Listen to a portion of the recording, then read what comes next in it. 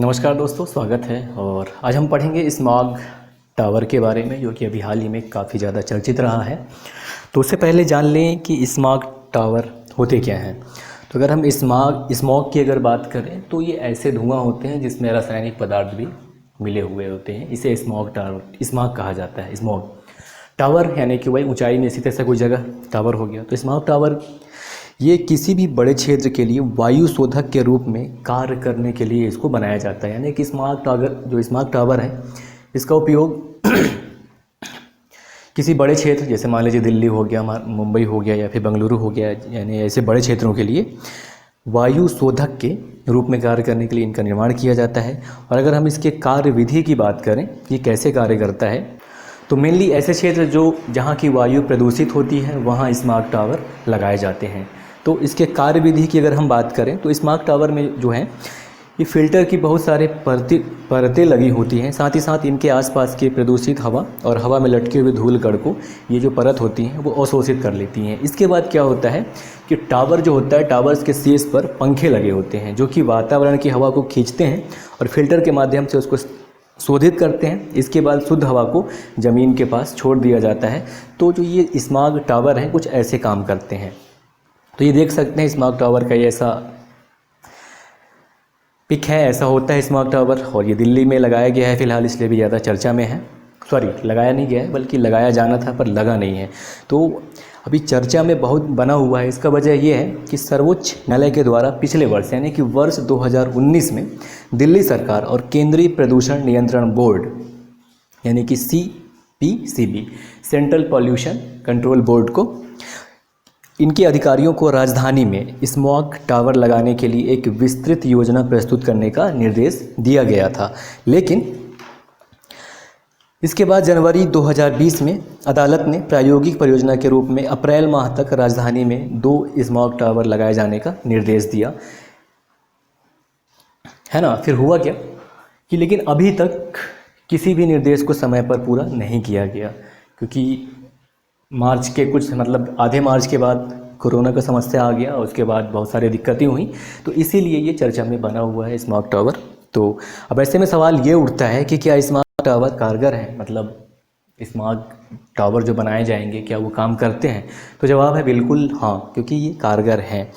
और अगर हम रिसेंटली बात करें तो हाल ही के वर्षों में नीदरलैंड, चीन, दक्षिण कोरिया और पोलैंड जैसे देशों के शहरों में स्मॉग टावर को प्रायोगिक तौर पर स्थापित किया गया है, जिसमें पहला स्मॉग टावर वर्ष 2015 में रॉटरडम जो कि नीदरलैंड का एक शहर है वहाँ स्थापित किया गया। और तो इसका परिणाम काफ़ी अच्छा रहा है।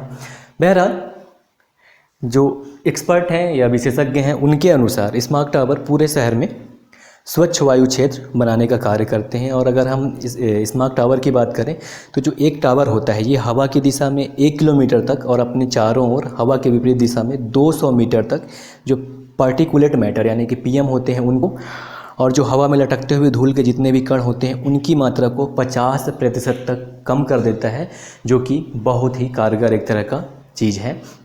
इसके अलावा अगर हम बात करें कि दिल्ली में स्मॉग टावर की आवश्यकता क्यों है, तो इसका वजह ये है कि आपको अगर पता हो दिल्ली के बारे में, जैसे कि देश की राजधानी है लेकिन सबसे प्रदूषित शहर भी है, तो राष्ट्रीय राजधानी क्षेत्र में वायु प्रदूषण काफ़ी समय से चिंता का विषय है ही। और WHO यानी कि विश्व स्वास्थ्य संगठन ने वर्ष 2014 में दिल्ली को विश्व का सबसे प्रदूषित शहर घोषित किया था।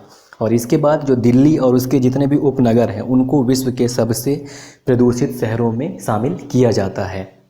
तो ऐसी दशा में वहाँ पे स्मॉग टावर कारगर होंगे। और दूसरी बात ये भी है कि सर्दियों के मौसम में दिल्ली में जो प्रदूषण का स्तर है नाटकीय रूप से बढ़ जाता है और बहुत बढ़ जाता है। और इस समय कुछ दिनों के लिए दिल्ली में प्रदूषण का मात्रा इतना ज़्यादा बढ़ जाता है कि जो WHO ने जो मानक स्थापित किए हैं उस मानक के 10 गुना तक ज़्यादा यहाँ प्रदूषण बढ़ जाता है। तो ऐसी दशा में स्मॉग टावर दिल्ली के लिए काफ़ी कारगर है। साथ ही साथ अगर हम बात करें कि दिल्ली में प्रदूषण नियंत्रण के लिए और कुछ उपाय किए गए हैं या नहीं, तो किए गए हैं। अब किया ये गया है कि पंजाब और हरियाणा में किसानों को जो कृषि अपशिष्ट हैं उनको जलाने के स्थान पर उनसे कहा गया है कि आप यांत्रिक विकल्प का प्रयोग करिए और इनको ना जलाएं तो ज़्यादा अच्छा रहेगा। दूसरा ये है कि दिल्ली में जो भी थर्मल पावर स्टेशन है उनको बंद कर दिए गए हैं। और तीसरा कि उद्योगों के लिए जो पाइप के द्वारा प्राकृतिक गैस के उपयोग को अनिवार्य किया गया है, यानी कि आप ऊर्जा के रूप में सीएनजी का यानी कि प्राकृतिक गैस का उपयोग करें और उनसे अपना आप जो भट्ठी वगैरह है वो जलाने का कार्य करें।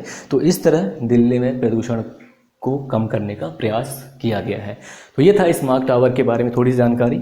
और इसमें क्वेश्चन ये बन सकता है कि सबसे पहला स्मार्ट टावर कहाँ लगाया गया, तो रॉटरडम नीदरलैंड में लगाया गया और वर्ष 2015 में। तो ये था स्मार्ट टावर के बारे में थोड़ी सी जानकारी। नमस्कार।